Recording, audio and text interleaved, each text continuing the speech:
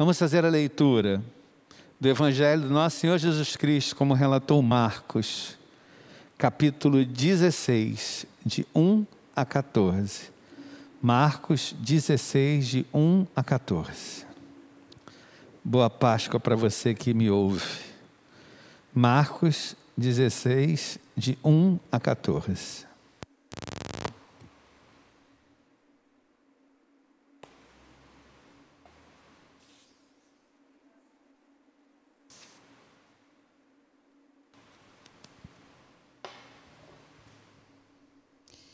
E passado o sábado, Maria Madalena e Maria, mãe de Tiago, e Salomé compraram aromas para irem ungí-lo. E no primeiro dia da semana foram ao sepulcro, de manhã cedo, ao nascer do sol. E diziam umas às outras: Quem nos revolverá a pedra da porta do sepulcro? E olhando, viram que já a pedra estava revolvida, e era ela muito grande. E entrando no sepulcro, viram um jovem assentado à direita, vestido uma roupa comprida, branca, e ficaram espantadas. Ele, porém, disse-lhes: Não vos assusteis. Buscais a Jesus Nazareno, que foi crucificado, já ressuscitou. Não está aqui. Eis aqui o lugar onde o puseram. Mas ide, dizei a seus discípulos e a Pedro, que ele vai adiante de vós para a Galiléia, ali o vereis, como ele vos disse. E saindo elas apressadamente, fugiram do sepulcro, porque estavam possuídas de temor e assombro, e nada diziam a ninguém, porque temiam. E Jesus, tendo ressuscitado na manhã do primeiro dia da semana, apareceu primeiramente a Maria Madalena, da qual tinha expulsado 7 demônios. E partindo ela, anunciou àqueles que tinham estado com ele, os quais estavam tristes e chorando. E ouvindo eles que vivia e que tinha sido visto por ela, não o creram. E depois manifestou-se de outra forma 2 deles, que iam de caminho para o campo.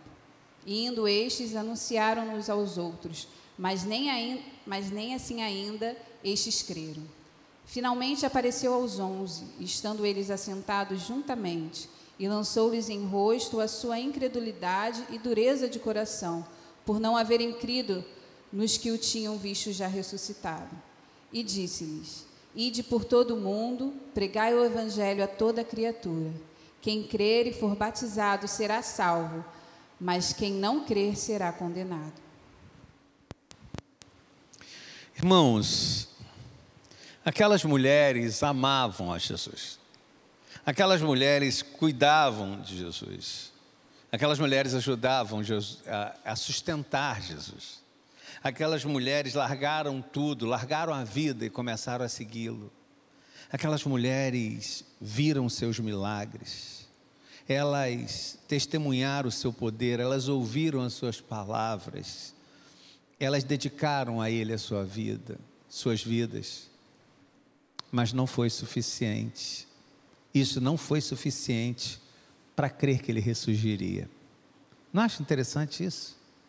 Mulheres que viveram, que viram os milagres, que viram as promessas, que ouviram as promessas, que viram o que ele era capaz de fazer, que acreditaram nele, que abandonaram a vida para andar atrás dele. Isso não foi suficiente para acreditar que ele tinha ressuscitado. Isso é tão grave, essa coisa dessa incredulidade é uma coisa assim tão grave, que elas saem correndo. As pessoas sempre tiveram a ideia que corriam alegres, morreram apavoradas. A gente tem a ideia de que quando elas chegaram e contaram, as pessoas ficaram, não, as pessoas não acreditaram. Aí ele encontra os 2 em Emaús, no caminho de Emaús, e mostra, e se revela a eles. Eles chegam e contam também, e os discípulos não acreditaram. Na verdade, aquelas mulheres se parecem bastante com a gente, porque cá para nós, elas carregavam elas carregavam preocupações práticas. Esse é o título do sermão. Preocupações práticas. E as preocupações dela, verso 3, e diziam umas às outras: quem nos retirará a pedra do sepulcro? Preocupação delas. Quem nos retirará a pedra do sepulcro? Quero falar contigo. Quero dizer para você que aquelas mulheres acordaram cedo, elas viram material para embalsamar, elas se perguntaram como entrar naquele sepulcro, e aquelas preocupações, na verdade, eram preocupações práticas. Vou contar para vocês uma coisa. Eu tenho um amigo, você que está me ouvindo provavelmente não conhece, mas a igreja conhece, que viveu uma situação interessante num acidente. O carro virou, passou para outra pista. Dentro do carro eles tinham comprado vidro, vários objetos de vidro, e o carro capotou, né? E a filha que estava no banco de trás não se machucou.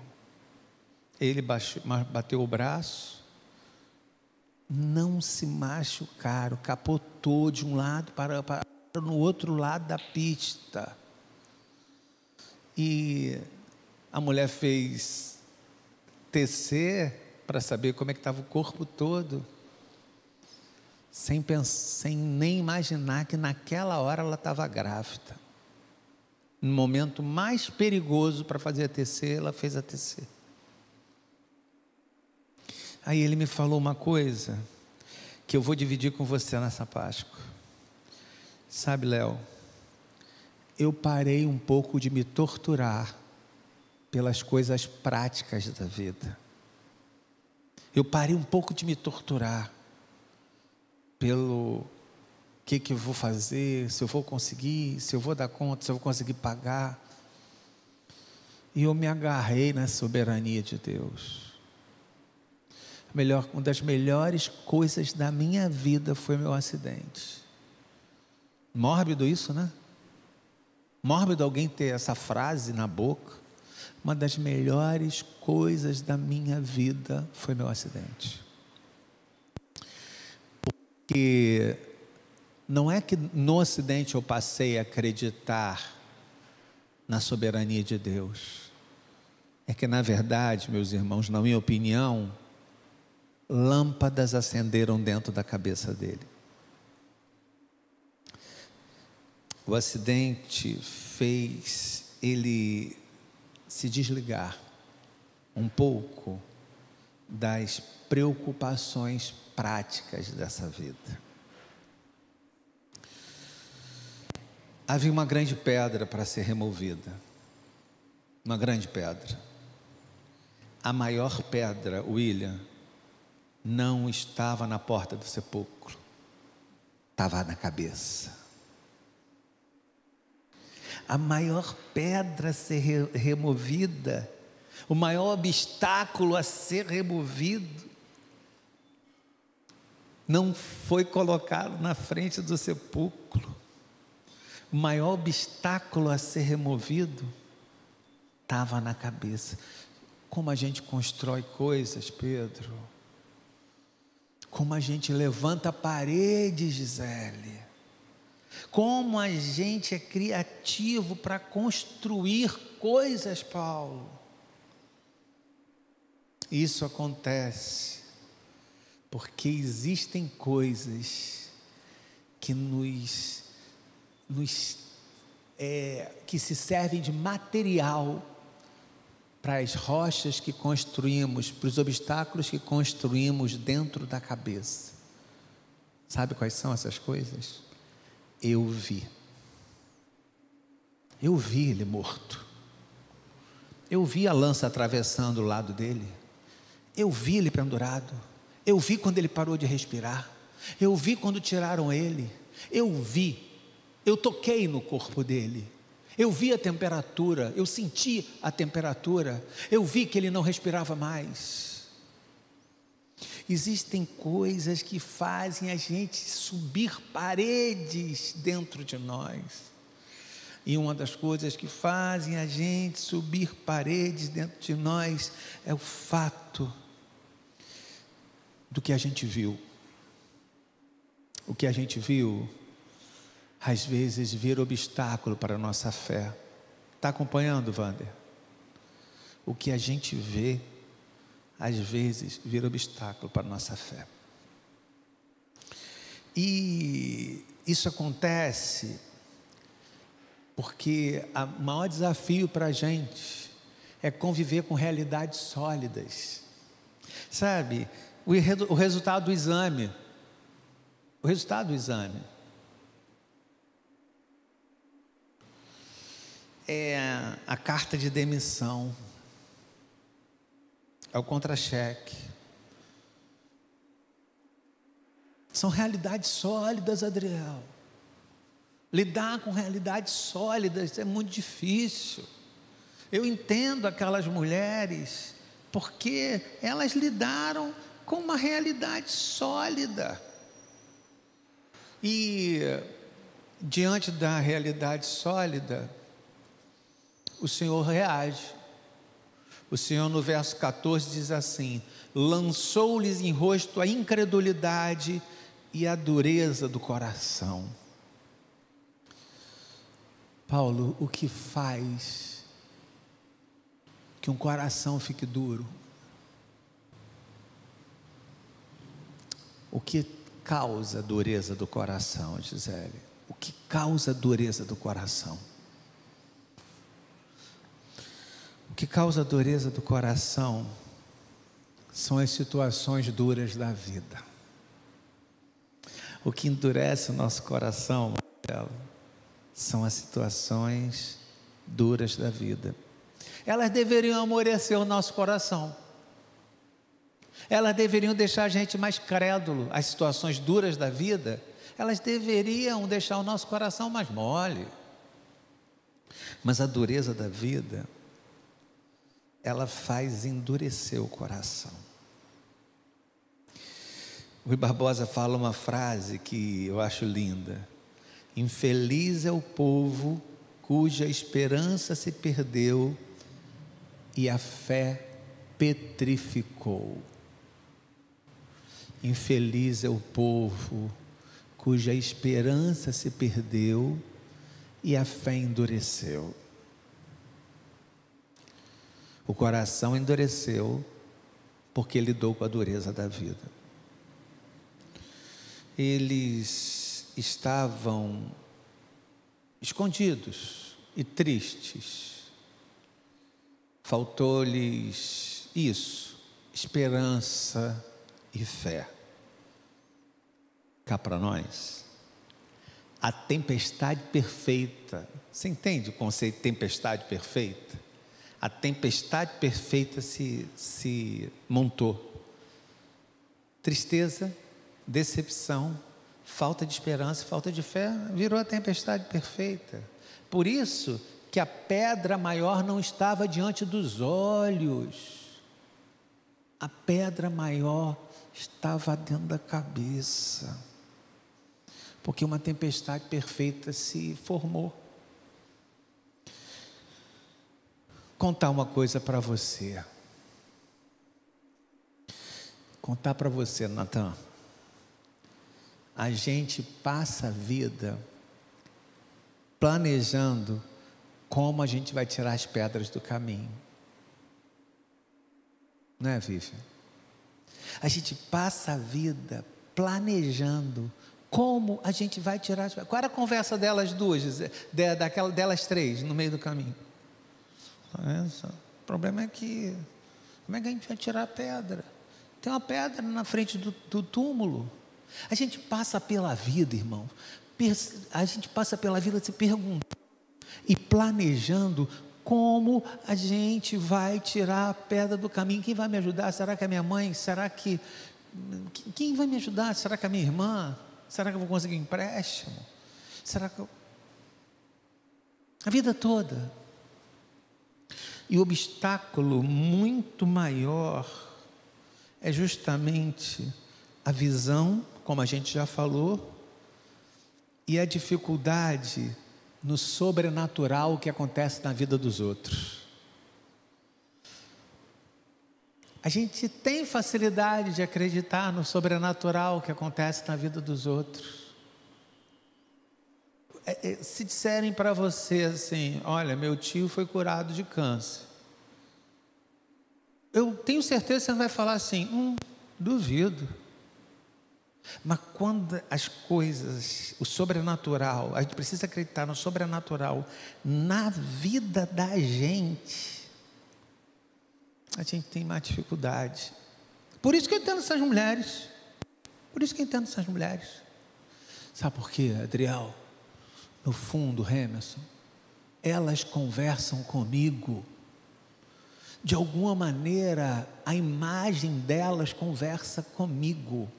A conversa que elas entabulam, conversa comigo. Então, o que eu desejo para a Páscoa de vocês? Eu desejo que vocês não esqueçam algumas coisas. E eu vou dar algumas frases para vocês, alguns pontos, para vocês levarem para casa. Se você está em casa, anota num papel isso, que vai ser importante. Se você estiver em casa, se você não tiver papel agora, daqui a pouco você bota o sermão de novo e você anota se você achar importante. Primeira coisa, as pedras que nos impedem de crer estão do lado de dentro, não do lado de fora. Grava isso, tá, Marcelo? As pedras que nos impedem de crer estão do lado de dentro e não do lado de fora. 2. A falta do conhecimento de Deus faz que a gente enxergue os muros maiores do que eles são. Nós vivemos impedidos pela discrepância. Pode ser mais claro? Eu vou ser mais claro. Nós vivemos impedidos pela discrepância, porque a gente termina crendo num Deus que é muito grande, muito poderoso, e é muita discrepância que esse Deus que é tão poderoso se preocupe com as coisas simples na minha vida. Esse é um impedimento para a gente caminhar. É que a gente termina acreditando que a discrepância é um impeditivo. A gente acha que um Deus tão grandioso não se preocupa com coisas simples na minha vida. E nós, esse é mais um ponto, nós esperamos menos de Deus. Nós esperamos menos de Deus. Pode exemplificar? Posso. Quando aquele paralítico está na Porta Formosa, passa Pedro e João. O que ele espera dele? Moeda. O que eles dão para ele? Levanta e anda. Quando Jesus chega no tanque de Betesda, o que o paralítico espera dele? Que ele jogue ele dentro d'água. Não espera que ele seja curado. Espera que ele jogue ele dentro d'água para que venha um anjo e toque nele. E Jesus vai e cura ele. Quero dizer, vou te dar uma notícia. Você espera menos de Deus, minha irmã. Você espera menos de Deus do que Deus tem para dar. Você espera menos de Deus. E eu queria dizer para o seu coração nesse domingo de Páscoa que a ressurreição conversa com o imponderável. Nós precisamos de crer e viver na dimensão do imponderável. O convite que a Páscoa nos faz, o convite que que o Senhor nos faz é a ressurreição, está na dimensão do imponderável. Eu preciso viver na dimensão do imponderável. Mais uma coisa, nós precisamos acreditar que nesse mundo há muito mais do que os nossos olhos são capazes de ver. Nesse mundo há muito mais do que a ciência é capaz de explicar, e do que os números são capazes de contar. Você que é tão preocupado com os números, nesse mundo existe mais do que a ciência é capaz de responder, do que os olhos são capazes de ver, do que os números são capazes de contar. E a outra questão para a gente refletir e levar como ponto para a nossa vida, está a palavra realidade. Preste atenção nessa que é importante. O que significa realidade? Realidade, na verdade, é a interpretação, é a minha interpretação a partir de pressupostos.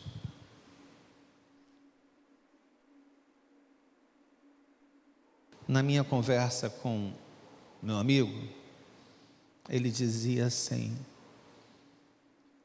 como construir a realidade se as pessoas estão limitadas ao pressuposto? Não tem como ela construir uma realidade. Elas estão limitadas ao pressuposto. Isso serve para tudo, tá? Não serve só para a pandemia, não. Porque se tem alguém com capacidade de dizer que isso que está acontecendo não é de verdade, eu tenho que olhar e dizer que ele está limitado ao seu pressuposto. E se eu tiver respostas da ciência o tempo todo para dar, o que dizer? Ele está limitado ao seu pressuposto. Não é verdade? O que eu queria dizer para você é uma coisa simples.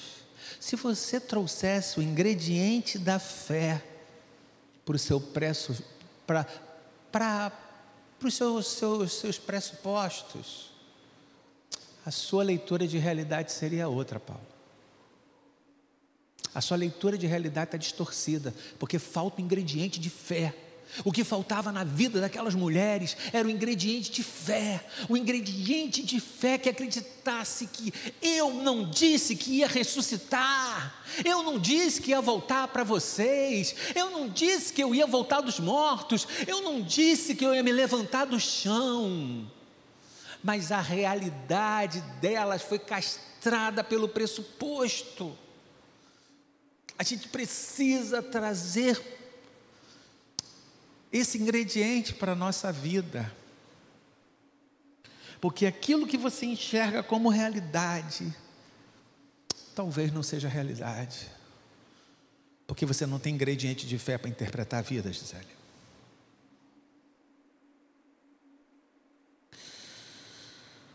O nosso grande obstáculo, a nossa grande pedra, é a nossa incapacidade de interpretar os atos de Deus.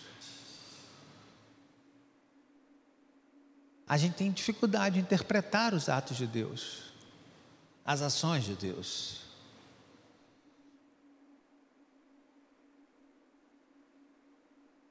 O que eu preciso nessa Páscoa?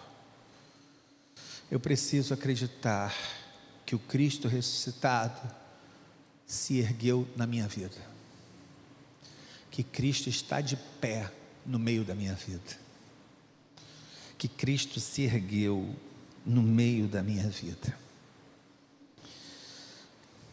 Leve esse ponto para casa também. O grande problema é que a gente acha que o que a gente viu é o ponto final. O grande problema é que a gente acha que o que a gente vê é o ponto final. O que elas acharam que elas viram? O ponto final. Foi roubado. Ponto final. Elas viram o ponto final.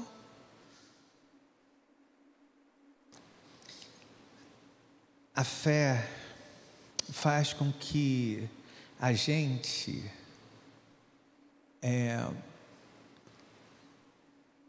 consiga entender que o ponto final ainda não chegou. E já ouvi isso tantas vezes, tantos pastores, mas não acredito, o que adianta? Às vezes você tem uma coisa engraçada, você lida com o óbvio, só não o pratica.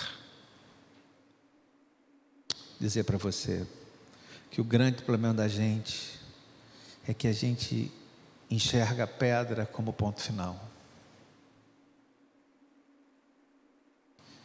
Porque a gente não consegue entender que o ponto final está mais adiante. Porque a gente não consegue entender que o ponto final não existe, porque nós lidamos com a dimensão da eternidade. E quando a gente fala de eternidade, não existe ponto final. Existe o quê? Reticências. 3 pontinhos. Eu vou concluir.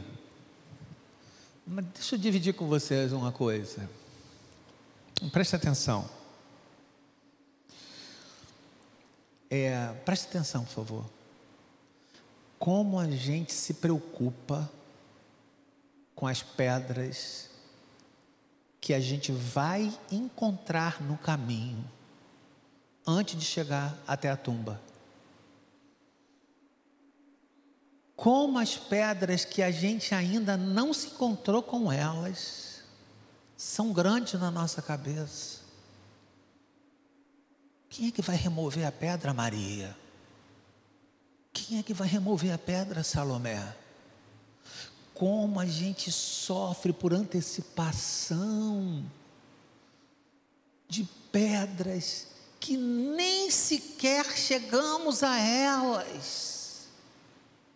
A gente fica no caminho matutando e fazendo perguntas que não contam com o ingrediente da nossa fé. O que traz ansiedade para a nossa vida é justamente pensar nas pedras do caminho. O que traz pavor à nossa vida é justamente pensar nas pedras do caminho. Dizer para você que as notícias mais importantes do mundo vieram de um túmulo vazio. As notícias mais importantes do mundo vieram de um túmulo vazio. As notícias mais significativas pularam de um túmulo vazio. Aquele que vocês procuravam não está aqui, porque ele ressuscitou. O que eu desejo? Eu desejo ter acalmado seu coração. Eu desejo ter te trazido mais para perto da ressurreição de Jesus. Eu desejo ter te trazido mais para perto da vida daquelas mulheres e mais para perto das pedras do caminho. Jesus Cristo continua aparecendo entre nós com uma frase: paz seja convosco. Vocês podem repetir? Paz seja convosco. É isso. Não deixa que a dureza do coração faça você levar uma vida angustiada com as pedras que ainda nem chegaram. Não deixa que a dureza do coração tenha sido influenciada pela dureza das coisas, traga ingrediente da fé para a sua vida. Jesus Cristo ressuscitou, Ele se pôs de pé, e quando Ele se põe de pé, eu me ponho também. Palavra do Senhor para a sua vida. Feliz Páscoa. Feliz Páscoa. Palavra do Senhor para a sua vida.